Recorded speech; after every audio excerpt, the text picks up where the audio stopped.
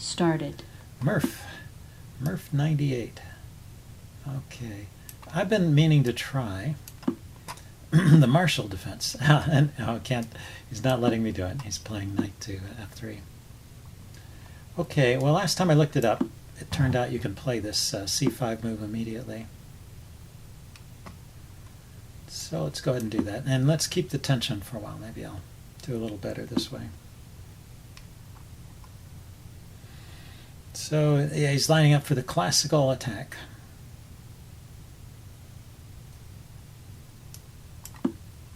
Let's develop the knight to the normal square, and then yeah, he's going to play e4 at some time too. That's another idea for white here. Is there a way for me to put more pressure on the center? Not really. Okay, so bishop e7. The bishop is sometimes a target on d6 and castle. And yeah, let's go with b6 and bishop to b7. I think that was interesting last time. That's a way for me to put more pressure on the put more pressure on this square.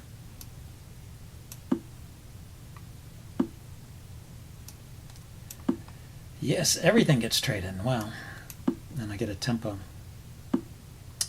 Is this really so good? Is this really so good for white? Is that worth all those trades? I could go with my knight to d5. I could take this pawn. I don't have to take. If I go to d5, though, he can play c4, and then he can play d5 himself after kicking the knight away.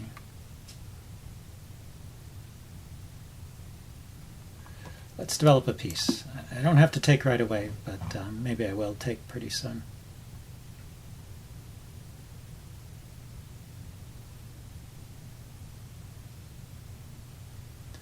Anyway, it's hard for me to believe that white has much in this position. And you would think white would be going for more out of the opening than this. Okay, he's just making lift for his king, I guess. Well, it keeps my knight out of g4. Still knight to d5, runs into c4. I think at some point I just need to take here and see how he's going to take back. Takes with the knight.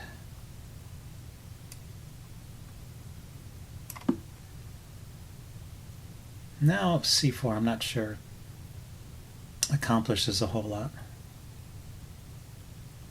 You can still play it, of course, but it doesn't have, you know, the line I was worried about was c4 followed up with d5, and now I've gotten rid of the d pawn, so that's no longer a possibility. Let's see. Okay, he's bringing his queen forward, putting pressure on my knight. You know, my plan was to play bishop to f6 here, taking a look at his knight. Let's do that. I didn't see if the queen was coming with a big threat. So knight takes, c3, pawn takes, defends his knight.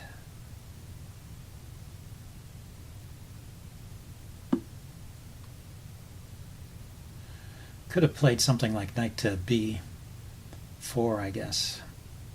Pawn takes and bishop or queen takes knight. Something like that might have been interesting. Okay, so how do I get anything going here?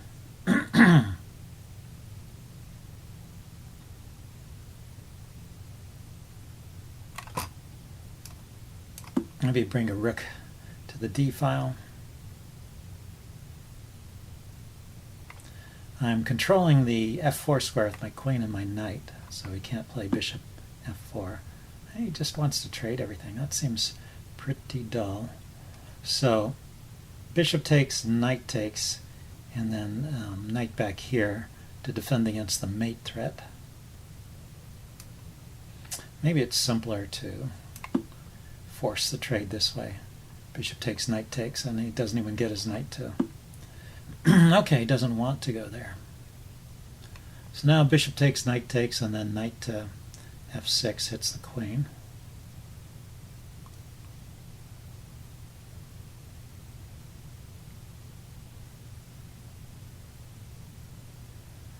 I don't see any big tactics, and this is kind of a liability here. Let's trade off that bishop. Hit the queen. I'm going to put another rook on a central file here. This knight has nowhere to go but back, yeah. And maybe I will just can I play b4 right away?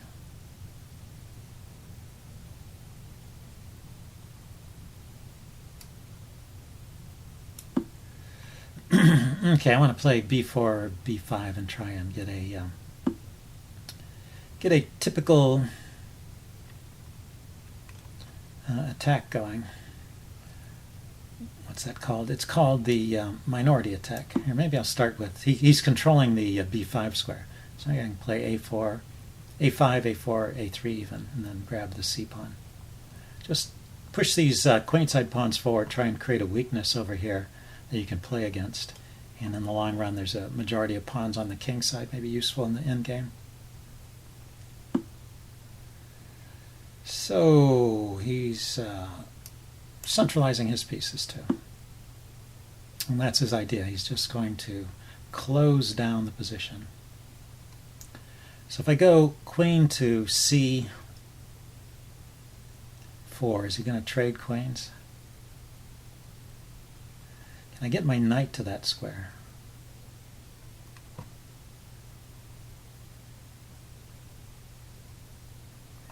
Knight here is not possible. Knight here is many steps away from there. So it's knight here to there to there. So it's 3 steps, but I got to get the queen out of the way first. So if I drop the queen back to here, he's got knight to b.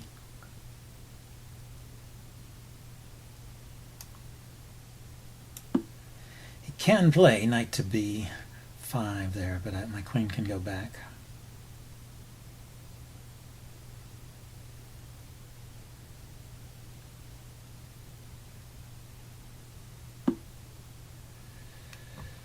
His queen came forward. He wants to trade queens.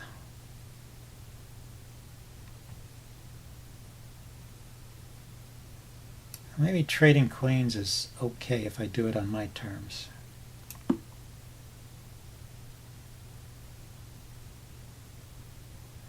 takes, I take back with the rook. And I'm controlling these entry squares for his knight. And I can try and get my knight to this square. How would I get there? Knight to c4 could go via... Oh, he does want to trade on those terms. Okay, well, let's go back to my original idea then. Knight to... I'm going to try and get my knight. I still want to go to c4, don't I, to put pressure on the b pawn.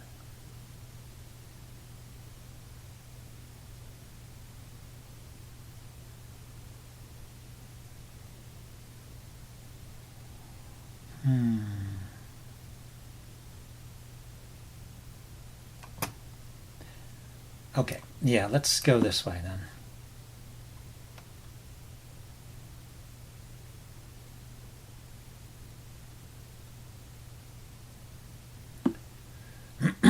Okay, he's going with a trick.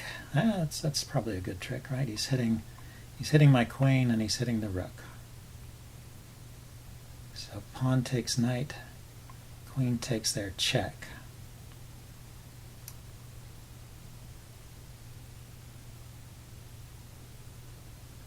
Well, let's think about this all the way through. Pawn takes knight, queen takes check, queen here, queen takes queen check, king takes, and then at the end this falls. Is there a way for me to throw in rook takes? Pawn takes knight, queen takes check.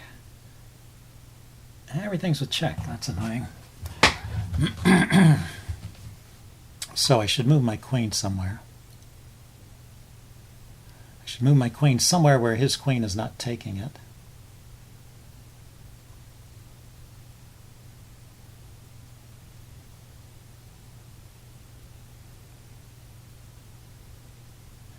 And if I could make some kind of threat, it'd be good, but I don't see it. So queen here, he just takes the rook and then moves his knight away. I guess that happens no matter where I move the queen. That's going to happen, huh?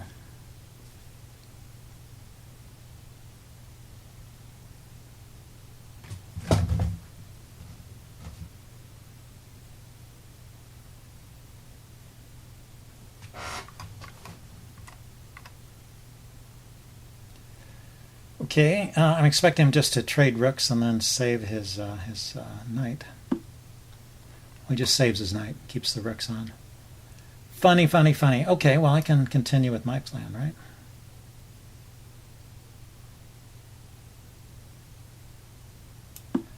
I'm pausing there because I'm not sure if I'm trapping my rook here, right? He can attack the rook, but the rook can go to a square like g5 or g6, I guess, if it gets kicked off of g5. Yeah, queen there. He's just intent on trading, and I don't see any good way to avoid it. So let's attack his pawns.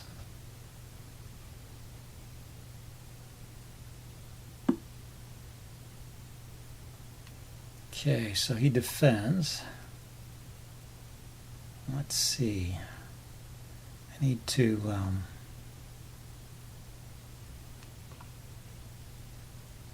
knight here attacking the rook would be interesting. His rook here, let's see if I can get his rook off of that file.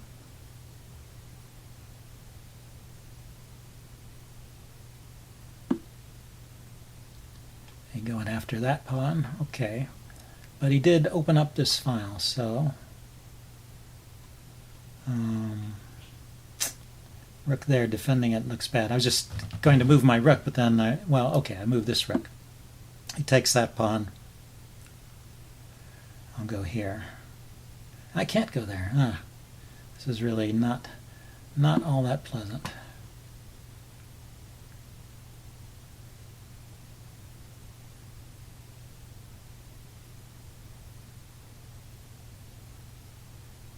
Yeah, that knight's a great piece.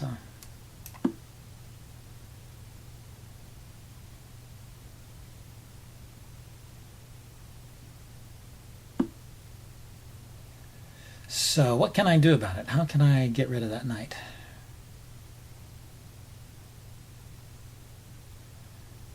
Knight here to here.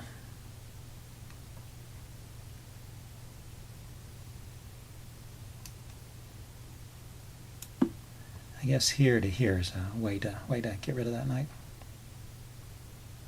Not that the endgame will be any good. Well, it's a losing endgame anyway, but without the knight, maybe my rooks can get active and I can go for some counterplay.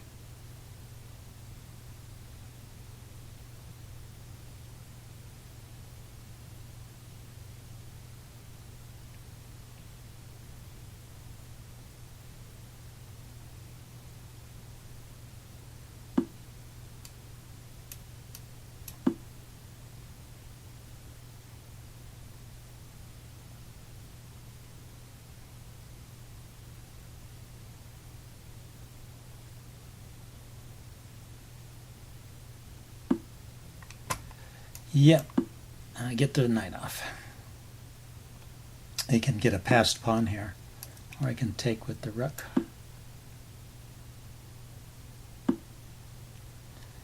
And okay, he's going to attack that guy.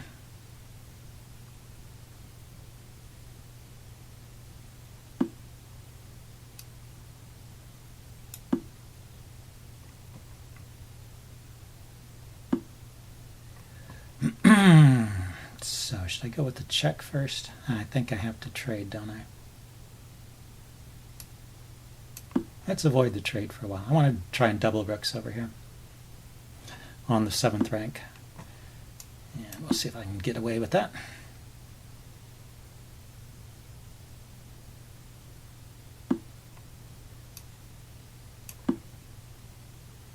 Check.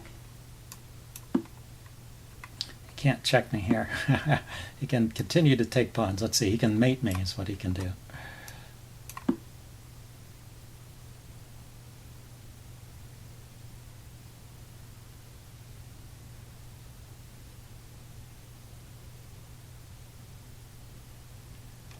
So, yeah, he can threaten to mate me, but that is not, well, it is kind of a mate threat. Check. I have to pull this rook back. Check. And then he wins that rook. Okay, good game, Murph. I will upload this and do a postmortem. See you guys later. Black resigns.